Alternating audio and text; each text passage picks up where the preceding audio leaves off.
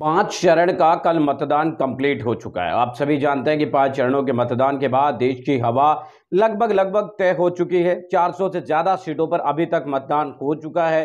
अब केवल मात्र कुछ गिनी-चुनी सीटों के ऊपर 2 चरणों में चुनाव है वो शेष रह चुका है। हालांकि ये सीटें भी काफी ज्यादा महत्वपूर्ण हैं, क्योंकि दिल्ली, पंजाब, हरियाणा जैसे कई राज्य अभी बाकी हैं। तो ऐसे में ये देश की दिशा और दशा दोनों तय करते हैं।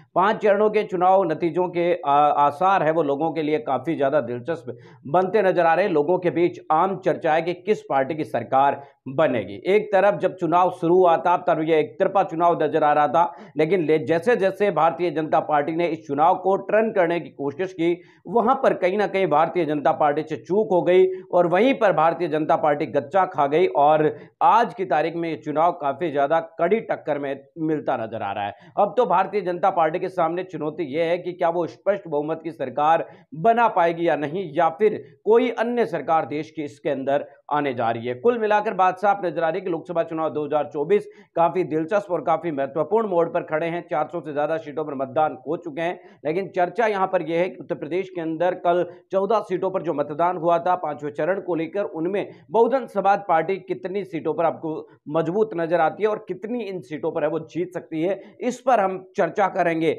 हम आपको बताने की कोशिश करें तो कल जो चुनाव हुए थे उसमें मोहनलालगंज की जो सीट है वो शामिल है, लखनऊ की सीट है, रायबरेली की सीट है, अमेठी, जालौन, झांसी, हमीरपुर, बांदा, फतेहपुर, कौशाम्बी, बाराबंकी, फैजाबाद, केसरगंज, गोंडा।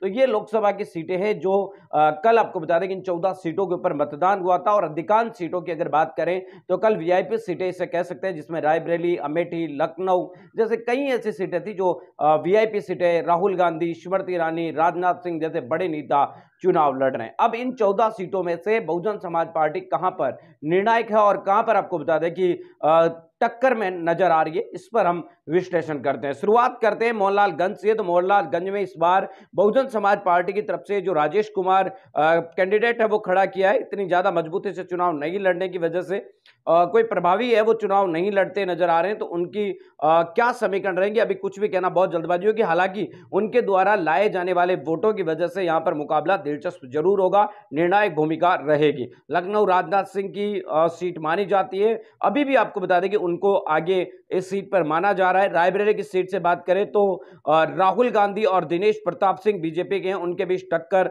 मानी जा रही है। बहुजन समाज पार्टी ने यहां पर ठाकुर प्रसाद यादव को टिकट देकर मैदान में उतारा। उन्होंने भी निर्णायक बनाने की कोशिश की, लेकिन यादव समुदाय से होने की वजह से यादव अधिकांश इस बार कांग्रेस बीजेपी के पक्ष में जाते नजर आ रहे हैं। अब दलितों पर ही सब कुछ टिका हुआ है। अमेठी की बात करें तो यहां पर स्मृति ईरानी, केएल शर्मा चुनाव लड़ रहे थे और बीएसपी की तरफ से नन्या सिंह चौहान चुनाव लड़े। अब पिछली बार स्मृति ईरानी अमेठी की अगर सीट की बात करें तो यहां पर केवल मात्र 55,000 वोटों से जीत पाई थी और बीएसपी उस समय चुनाव नहीं लड़ी थी। तो ऐसे में अगर आपको बता दें कि बहुजन समाज पार्टी यहां पर चुनाव लड़ती है और 55,000, 50,000, 1 लाख, 2 लाख जितने भी वोट यहां पर वो लेती है, तो एक नया वोट बैंक उनके खाते में जुड़ेगा। तो ऐसे में बहुजन समाज पार्टी के खाते में नया वोट बैंक जुड़ने से दोनों ही राजनीतिक पार्टी को कहीं ना कहीं नुकसान होने की संभावना जताई जा रही है। इसी तरीके की बात करें तो जालौन की सीट पर भानु प्रताप वर्मा, नारायण दास अहिरवार, सुरेश चंद्र गौतम को आपस में त्रिकोणीय मुकाबला माना जा रहा है। झांसी अनुराग शर्मा बीजेपी की तरफ से, प्रदीप जैन कांग्रेस की तरफ से, रवि प्रकाश बीएसपी की तरफ से यहां पर सीधी टक्कर है वो मानी जा रही है।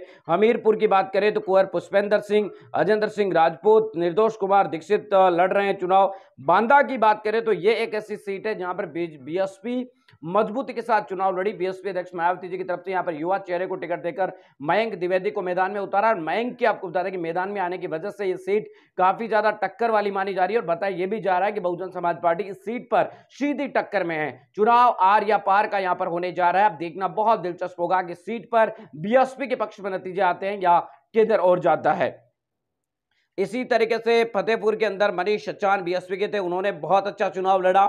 और कौशाम्बी से राजनैनी रावत लड़ रही है बीजेपी से। समाजवादी पार्टी से तनुज पुनिया, शिव कुमार दोरे बीएसपी की तरफ से। तो यह सीट भी काफी निर्णायक है। बीएसपी यहां पर 1.5 से 2 लाख वोट है वो लेती रही है। हालांकि बीएसपी को ज्यादा कुछ खास यहां पर फिलहाल नहीं है। इसी तरीके से फैजाबाद अयोध्या की सीट जो मानी जाती है, वहां से लल्लू सिंह का पलड़ा भारी माना जा रहा है अयोध्या की सीट से। केसरगंज की सीट से कड़ी टक्कर है वो मानी जा रही है। और नरेंद्र पांडे बीएसपी की तरफ से चुनाव लड़े थे, तो उनका भी यहां पर देखना बहुत दिलचस्प होगा। गोड्डा की सीट पर भी त्रिकोणीय मुकाबला देखने को मिल रहा है। तो कुल मिलाकर ये सीटें थी 14, जिसके अंदर अधिकांश सीटों पर सीधी टक्कर है, कुछ सीटों पर त्रिकोणीय मुकाबला है वो बनता नजर आ रहा है, और कुछ सीटों के ऊपर गेम बनता और बिगड़ता दोनों ही नजर आ रहा है। आपका आकलन क्या कहता है इस, अगर चुनाव चौथे चरण का चुनाव को देखें तो एक तरीके से यहां पर त्रिकोणीय ये नजर आता है, लेकिन पिछली बार अगर देखें तो ये बीजेपी क्षेत्रफल जीतने में कामयाब रही थी। इस बार बीजेपी को नुकसान होना यहां पर इन सीटों पर तय माना